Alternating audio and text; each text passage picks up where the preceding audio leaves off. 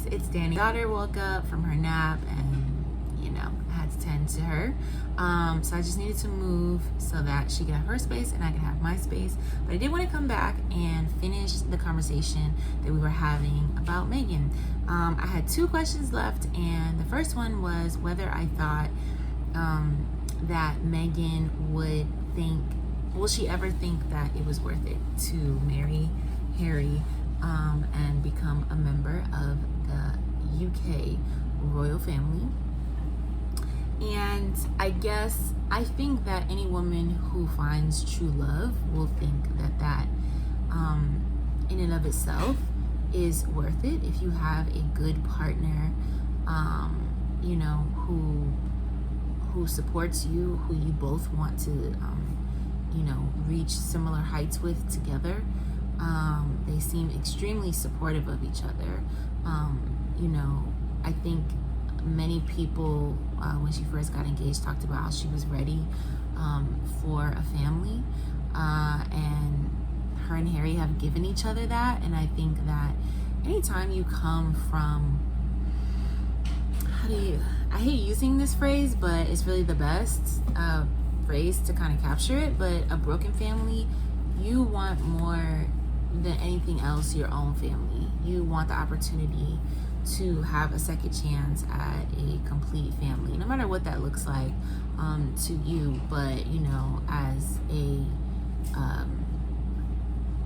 I wouldn't say that I was like a child of divorce, but like a person, a product of divorced parents. You just want it to work for yourself. You want to give what your parents couldn't give to you. And so I think that in of itself will keep Meghan and Harry, held tightly together. And if those other more important things, those other more important qualities are part of their relationship in terms of, having the same goals, being the same type of people, wanting the same things out of life, having compassion for each other, having a deep romantic love, all those things, and more. if those things are at the top of their list, and they hit all those boxes and tick all those things, then I think it will be worth it. But anytime a woman has to sacrifice all of this, essentially her name, right? Like, people have really tried to ruin Meghan Markle's name. And that's like, if you don't have anything else, you have your name. And that only happened after she came into the royal family. And really, is there any way for her to kind of get it back? I don't know, because she's playing almost a losing game with people who have endless dollars and resources, talking about some portions of the press, the tabloid media.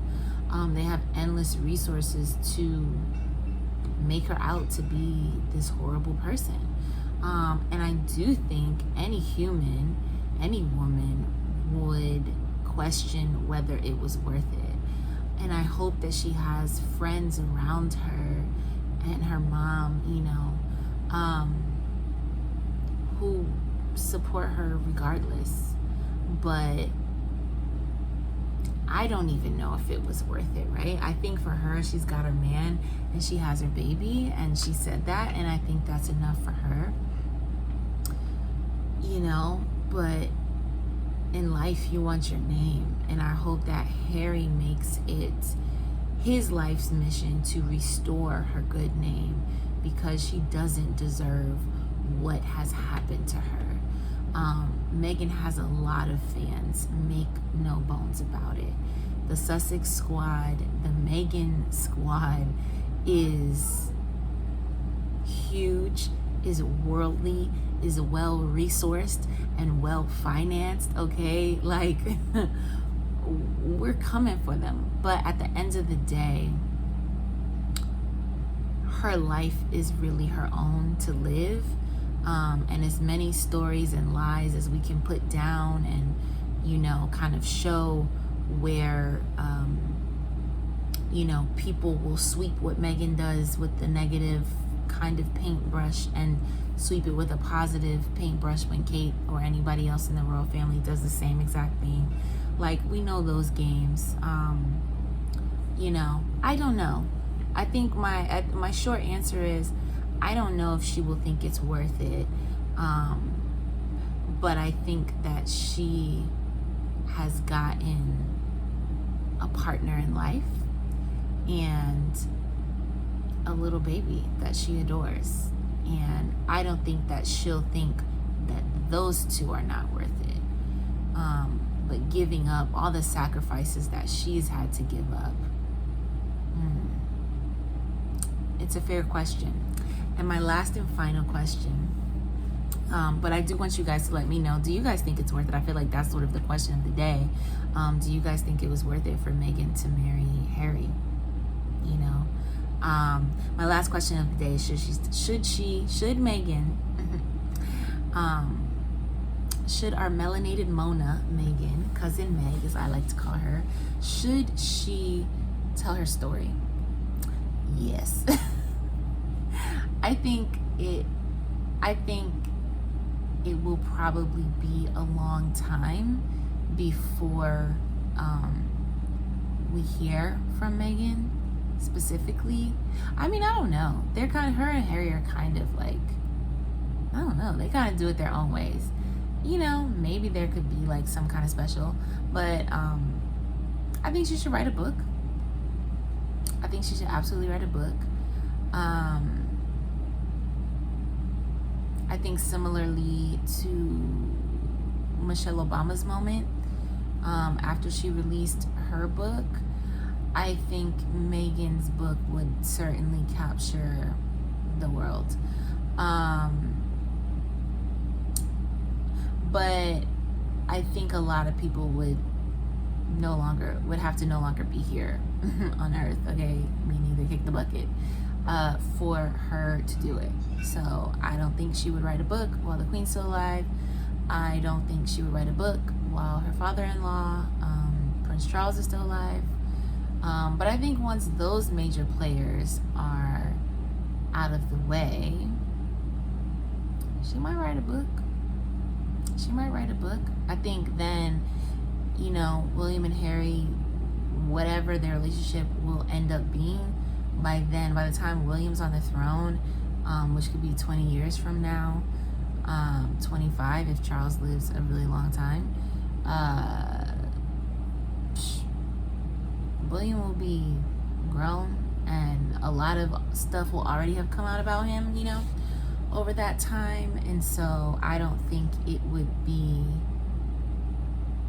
you know, I don't think it would read like slander against William, because I think, you know, yeah, I think as long as, if the monarchy survives, then she should absolutely tell her story. You know, I hope we don't have to wait 50 years to hear it.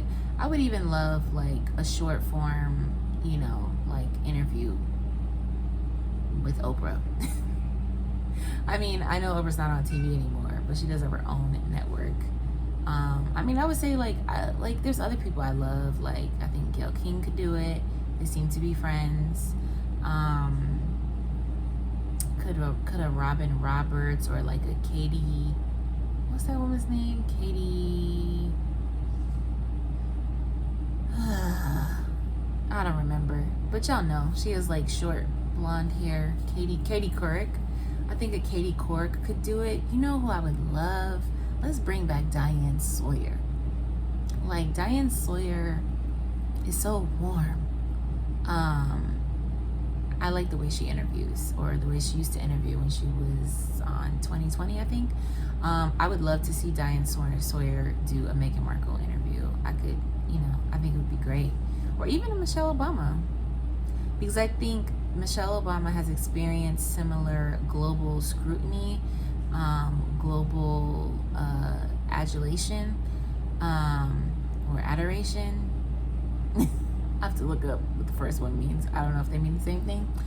And I think Michelle could ask. One would have, I think Michelle Obama would have, you know, like, she wouldn't ruffle too many feathers, but she'd ask the questions that need to be asked, because she understands being a representative for a whole country. She understands, you know, as close to a royal family that America could have. She understands the racism that Meghan has had to endure by media specifically. Michelle Obama understands being in these places and spaces around these people who, as Michelle Obama has said, are not very smart. And realizing, like, you sit around a table of powerful people, you realize a lot of them are not that smart. And so I think her being educated and Meghan being similarly educated, I think they would hit on a few things. So yeah, those are my I just wanted to talk about Meghan and Harry. I didn't want to speak too specifically to the book Finding Freedom, but more so the concept or the idea of Harry and Meghan finding their own freedom in terms of how they're going to live out their life and how they're going to do their work. And I cannot wait for Archewell to start to begin. I know people, you know, for the fans are waiting, also the naysayers are waiting so they can pick apart everything. I wish that they wouldn't. I wish they would focus on people that we don't actually care about, like the other members of the royal family. No shade. Here's the thing. I will say that one thing that Meghan did for me is that she made me more interested in kind of the royal family and history, and I read a lot of that, and I was like, wow, it's like so interesting. But I think what you have to realize is that, and this is the same for like American history, you have to be careful of who's telling the story, right? And that everybody has an agenda. All the people who play a part in telling the story and creating history have an agenda. And most of the things, the stories that are told, I watch The Crown, I enjoy it, but do I take it as the gospel truth? No, I don't. And there are certain players that are predetermined to be the problem people, and that's always going to be the spares and not the heirs. So with that, thank you guys for listening. Thanks for attending another episode of a Swim Good podcast. I'm Danny on your way out. Please like this video, please comment and subscribe to our channel. I'd love for you to be a part of our growing family, and I'll see you later. Bye.